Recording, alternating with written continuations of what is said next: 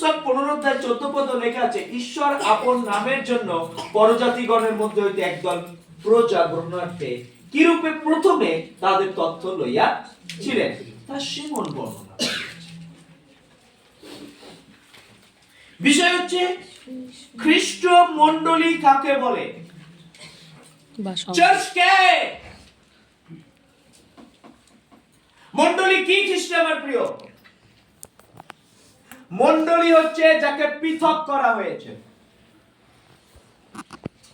মণ্ডলী, church is the ecclesia, অর্থ হচ্ছে বাইরে থেকে ডেকে আনা হয়েছে।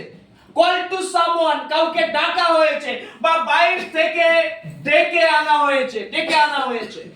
খ্রিস্ট আমার প্রিয়, আজকে আমরা এখানে সবাই আরাধনা করছি। আজকে বাইরে জগতের মানুষ ঈশ্বরকে জানে না, আরাধনা করে না। আপনার আমিও তাদের মতো ছিলাম, কিন্তু ঈশ্বরকে ধন্যবাদ দিই, আমাকে ডাকা হয়েছে, আমাকে ডাকা হয়েছে, আমাকে আলাদা করা হয়েছে, আমাকে পৃথক করা হয়েছে। আমাকে ঈশ্বর ডেকেছেন, আমি একজন মণ্ডলী। ভালো করে শুনুন, আমাকে ডাকা হয়েছে, আমাকে পৃথক করা হয়েছে, জগৎ পাপ থেকে আমাকে পৃথক করা হয়েছে, আমাকে ডাকা হয়েছে। আর আমি মণ্ডলী, আর খ্রিস্ট এই মণ্ডলীকে ভালোবাসে। আপনি বলুন, আমি আমি মণ্ডলী, আমি মণ্ডলী। আর আর আর মণ্ডলীকে খ্রিস্ট ভালোবাসেন। হালেলুয়া। আর ঈশ্বরকে ধন্যবাদ করি, ঈশ্বরের গৌরব হোক। আমেন। মণ্ডলীকে ঈশ্বর কি করেন?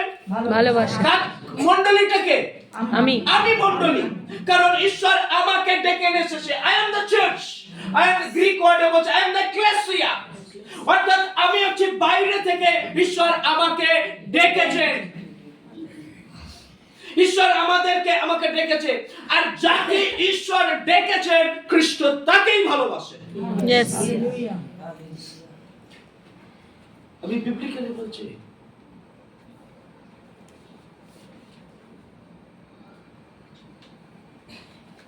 সেই জন্য বলছে খ্রিস্ট সেই মণ্ডলীকে।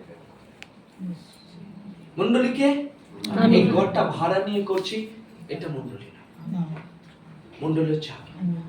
কারণ ঈশ্বর আমাকে ডেকেছেন, আমাকে আলাদা করেছেন। আর যাকে আলাদা করেছেন খ্রিস্ট সেই মণ্ডলীকে, অর্থাৎ তাকে প্রেম করেন, ভালোবাসেন। আপনি আলাদা হয়েছেন পাপ থেকে, বন্ধুত্ব থেকে, অরাজকতা থেকে, জগৎ থেকে। এপিসীয়তে বলছে যে অক্ষরমালা আমরা এখনো ত্যাগ করতে পারিনি। কলিসীয়তে বলছে আমি